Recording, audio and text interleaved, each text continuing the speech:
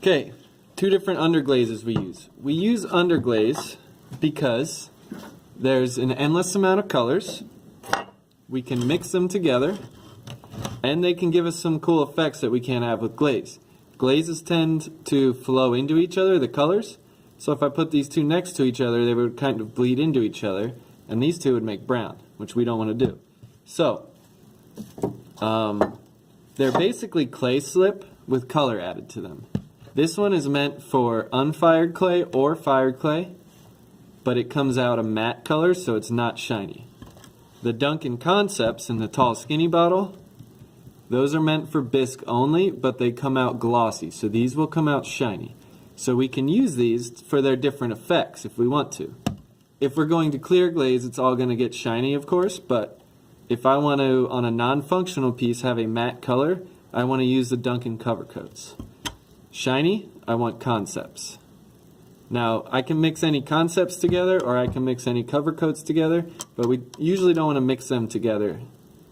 So, as for colors, this one is obviously purple, but you always want to check to see what it looks like when it's done. So I would type in on my phone, Dunkin' Concepts, and I would type in this number here, CN293. Or I could type in Dunkin' Concepts, dark purple. And what that picture is going to show me is it's going to show me a small tile of bisqued clay that's fired with this on it. So I will see what its finished result looks like. Sometimes it has a diagonal line through the test tile that you see, so there might be a line like this. One side's different than the other. That's going to show you what one looks like with a glaze on it, a clear glaze, and what it looks like without glaze.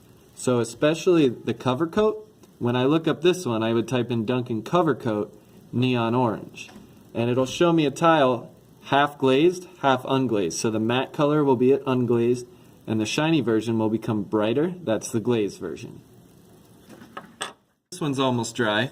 I can show you layering. So layering is just adding other details on top of my base color. So I used purple as my base color. So let's say I wanted to make maybe polka dots. Now you want to be careful you're not getting it wet. You're just kind of tapping it on the surface. If I start brushing back and forth, it's going to mix that purple in with the color I'm using right now, which is yellow. Oop, my brush is too wet.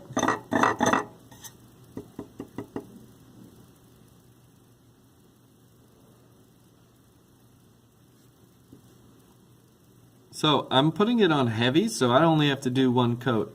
So I'm just kind of dabbing the glaze, the underglaze on there.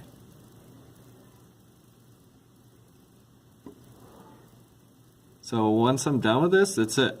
I could also very carefully make stripes. Kind of looks like a piece of watermelon. So this is really good when you're trying to design and you want to add multiple layers of multiple colors. There's really no limits with underglazes, which is the best part about them.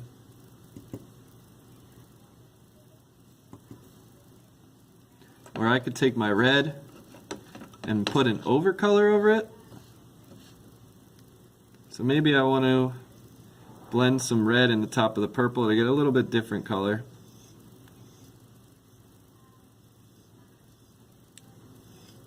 Now you see at the top, if I start brushing back and forth, it starts pulling that glaze off from before, the underglaze.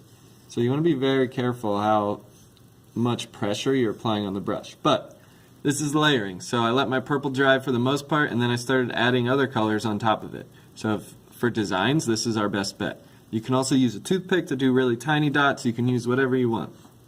So, blending, layering.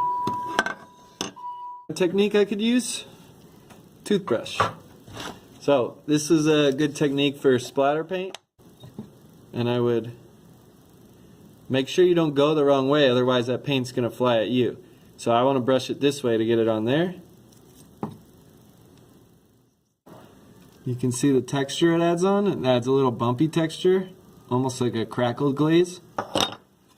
I also got some on here, so it almost looks like a spray paint. So that's another cool texture we can do. Or sponge texture. So So I can layer and use sponge or that brushing technique with the toothbrush to achieve different effects. So if I want to get a value effect, shading from light to dark, or if I want to brush a tie-dye pattern with colors blending together, what I can do is I have to work very quickly. So I'm going to take purple and fade it into this pinkish red I have. It's called Scarlet. So what I'm going to do is I'm going to brush on my first color. I've already done 2 layers, so this is my last layer. And then I'm quickly going to take my second color and I'm going to blend that in.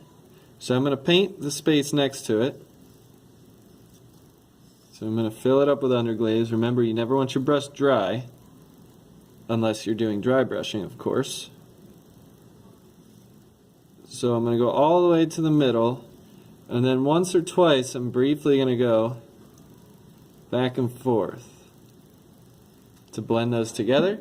And when that dries, I'll have a nice gradual fade from my red to my purple. Okay, this is one of my favorite effects. It's almost the opposite of us doing sgraffito in class.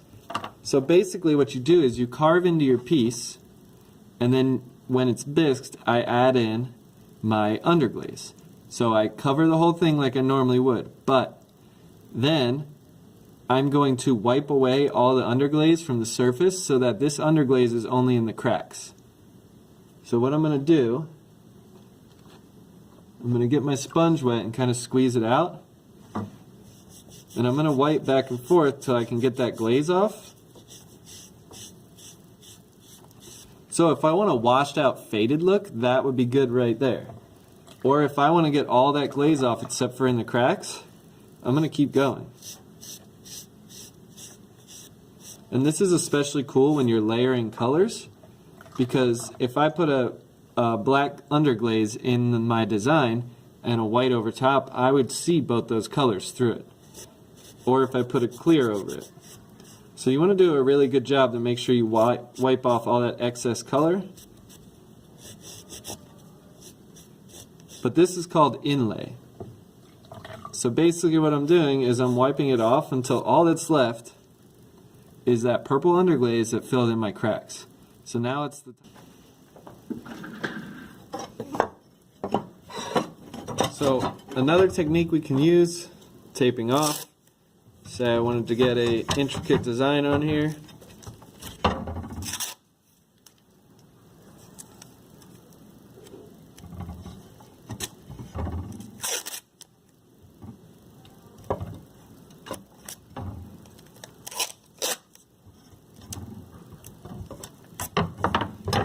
Just want to make sure I seal the edges by pushing it down.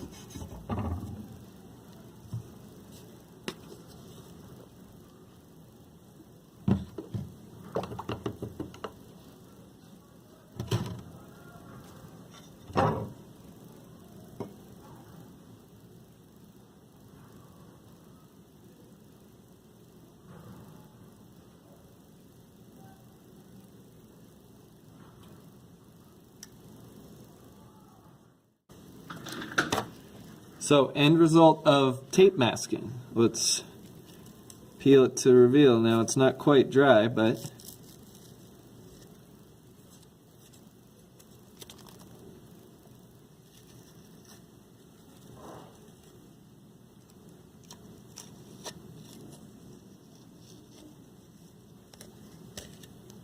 so, especially on a very flat surface, I can get a really intricate design by just taping it off.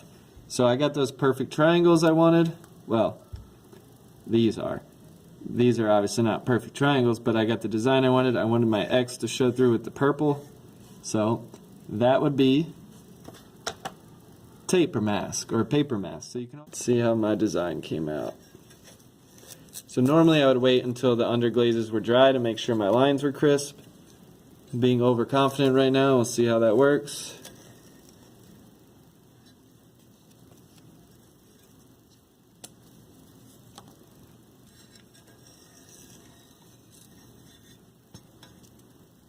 Boom. There it is. And you can see how well that tape actually works. If I wanted to, I could go back in and tape off my triangles now and paint the rest, but it would have made sense if I painted the whole piece first and then did my colors on top of it. But I kind of like the look of the natural clay through there. I think I'll keep it.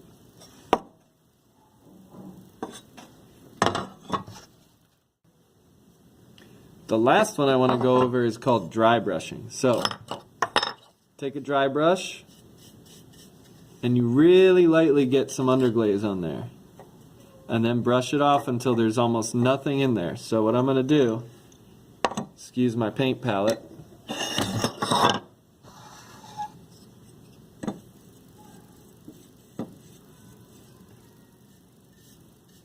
so it's just a thin coat. It almost makes an antique look, makes something look old.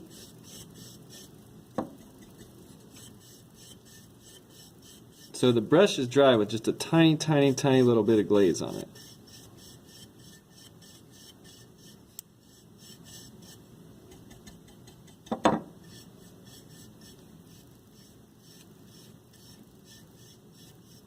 So I almost create an old looking wash over it.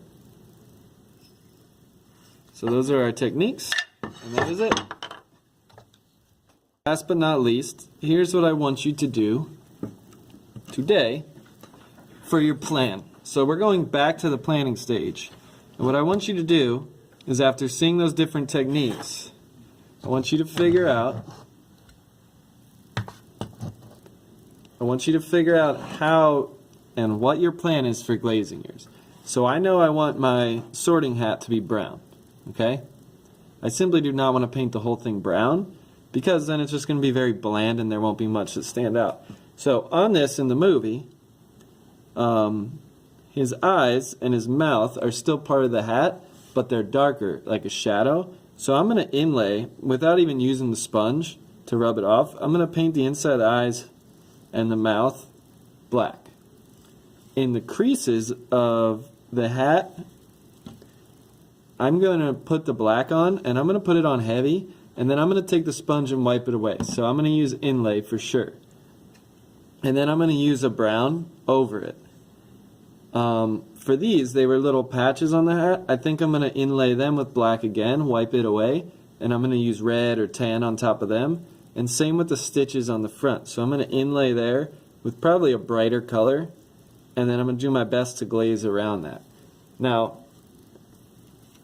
I'm going to bring my underglaze around to the bottom edge the whole time, except for the mouth. I'm going to actually add some more in there too.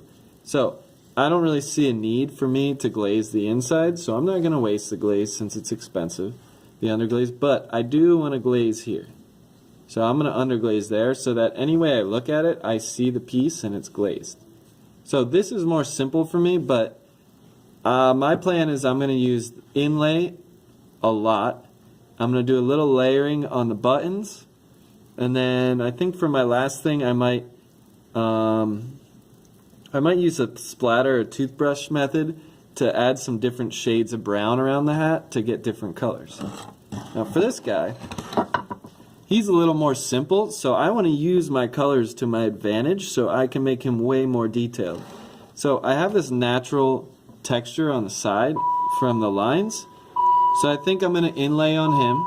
So I'm going to paint my glaze in there, wipe it off, and then I'm going to add stripes. So I'm going to try my best to go like red, blue, red, blue, red, blue, almost like he's wearing a striped shirt. I'm definitely going to inlay the mustache. So I'm going to, same again, I have a lot of carving on my pieces, so I'm going to do that with him. I'm going to inlay the black and then use brown. For the eyes, I'm going to use black on the inside, I'm going to paint the outside white, and then I'm going to paint the back black and brown to match the eyebrows. Now the inside, I want to do a little crazy, like the inside of his mouth, so I'm going to do the whole thing black, and then I'm going to try to do sponge texture and the toothbrush method, or maybe dry brush the inside. And then now that I think about it, a good method on the outside for my straight lines and my stripes might be to use like maybe 2 or 3 stripes together and make them red, and then the next one's blue. So like 3 red, 3 blue, 3 red, 3 blue. So then I'm using pattern also, but this would be a good friend for me because when I was glazing it, or when I am glazing it, I can use that tape to help me get perfectly straight lines and not have to freak out about it. So, there's my plan. I want to see your plan with colors drawn out by the end of today. We're good to go.